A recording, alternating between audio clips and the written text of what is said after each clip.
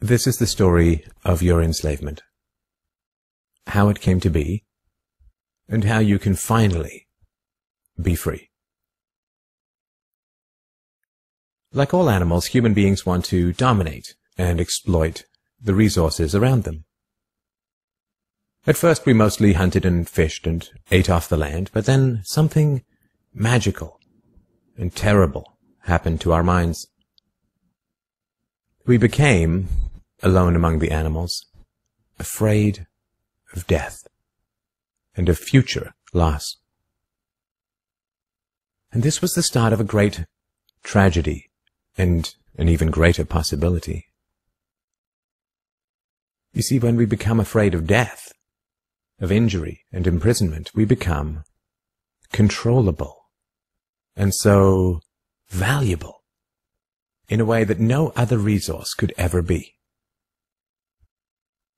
The greatest resource for any human being to control is not natural resources or tools or animals or land, but other human beings. You can frighten an animal because animals are afraid of pain in the moment, but you cannot frighten an animal with a loss of liberty, with torture or imprisonment in the future, because animals have very little sense of tomorrow. You cannot threaten a cow with torture or a sheep with death. You cannot swing a sword at a tree and scream at it to produce more fruit, or hold a burning torch to a field and demand more wheat.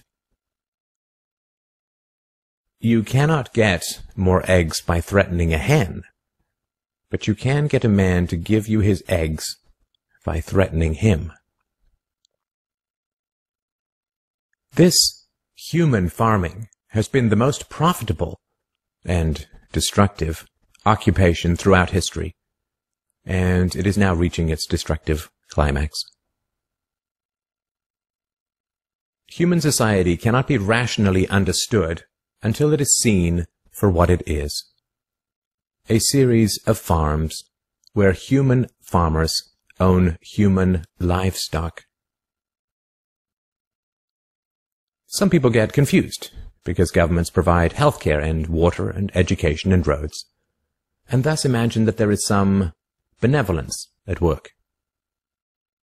Nothing could be further from the reality. Farmers provide healthcare and irrigation and training to their livestock. Some people get confused because we are allowed certain liberties and thus imagine that our governments protect our freedoms. But farmers plant their crops a certain distance apart to increase their yields, and will allow certain animals larger stalls or fields if it means they will produce more meat and milk. In your country, your tax farm, your farmer grants you certain freedoms, not because he cares about your liberties, but because he wants to increase his profits. Are you beginning to see the nature of the cage you were born into? There have been 4 major phases of human farming. The first phase in ancient Egypt was direct and brutal human compulsion. Human bodies were controlled, but the creative productivity of the human mind remained beyond the reach of the whip and the brand and the shackles. Slaves remained woefully underproductive and required enormous resources to control. The second phase was the Roman model, wherein slaves were granted some capacity for freedom, ingenuity, and creativity, which raised their productivity. This increased the wealth of Rome, and thus the tax income of the Roman government, and with this additional wealth Rome became an empire, destroying the economic freedoms that fed its power, and collapsed. I'm sure that this does not seem entirely unfamiliar. After the collapse of Rome, the feudal model introduced the concept of livestock ownership and taxation. Instead of being directly owned, peasants farmed land that they could retain as long as they paid off the local warlords. This model eventually broke down due to the continual subdivision of productive land and was destroyed during the enclosure movement when land was consolidated and hundreds of thousands of peasants were kicked off their ancestral lands because new farming techniques made larger farms more productive with fewer people. The increased productivity of the later Middle Ages created the excess food required for the expansion of towns and cities, which in turn gave rise to the modern democratic model of human ownership. As displaced peasants flooded into the cities, a huge stock of cheap human capital became available to the rising industrialists. And the ruling class of human farmers quickly realized that they could make more money by letting their livestock choose their own occupations. Under the democratic model, direct slave ownership has been replaced by the mafia model. The mafia rarely owns businesses directly, but rather sends thugs around once a month to steal from the business owners. You are now allowed to choose your own occupation, which raises your productivity, and thus the taxes you can pay to your masters. Value this time in your life, kids, because this is the time in your life when you still have your choices. And it goes by so fast. When you're a teenager, you think you can do anything, and you do. Your 20s are a blur. 30s, you raise your family, you make a little money, and you think to yourself, what happened to my 20s? 40s, you grow a little pot belly, you grow another chin. The music starts to get too loud. One of your old girlfriends from high school becomes a grandmother. 50s, you have a minor surgery. You'll call it a procedure, but it's a surgery. 60s, you'll have a major surgery. The music is still loud, but it doesn't matter because you can't hear it anyway. 70s, you and the wife retire to Fort Lauderdale. Start eating dinner at 2 o'clock in the afternoon. You have lunch around 10, breakfast the night before. Spend most of your time wandering around malls looking for the ultimate soft yogurt and muttering, how come the kids don't call? How come the kids don't call? The 80s, you'll have a major stroke. You end up battling with some Jamaican nurse who your wife can't stand, but who you call mama. Any questions? Your few freedoms are preserved because they are profitable to your owners. The great challenge of the democratic model is that increases in wealth and freedom threaten the farmers. The ruling classes initially profit from a relatively free market in capital and labor, but as their livestock become more used to their freedoms and growing wealth, they begin to question why they need rulers at all. Well, nobody ever said that human farming was easy. Keeping the taxed livestock securely in the compounds of the ruling classes is a three-phase process. The first is to indoctrinate the young through government, quote, education. As the wealth of democratic countries grew, government schools were universally inflicted in order to control the thoughts and souls of the livestock. The second phase is to turn citizens against each other through the creation of dependent livestock. It is very difficult to rule human beings directly through force, and where it can be achieved, it remains cripplingly underproductive, as can be seen in North Korea. Human beings do not breed well or produce efficiently in direct captivity.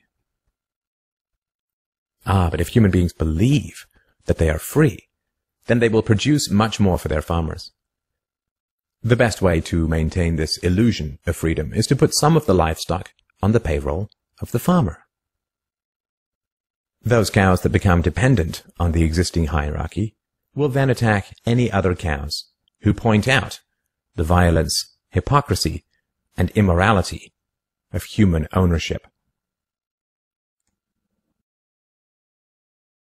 Officers positioned Grant face first on the floor with one officer near his head, a second near his back, and a third officer standing nearby. There appeared to be a brief struggle. Then, a 2-year veteran BART officer stands, draws his weapon, and fires.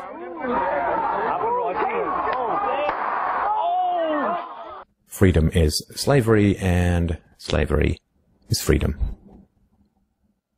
If you can get the cows to attack each other whenever anybody brings up the reality of their situation, then you don't have to spend nearly as much controlling them directly.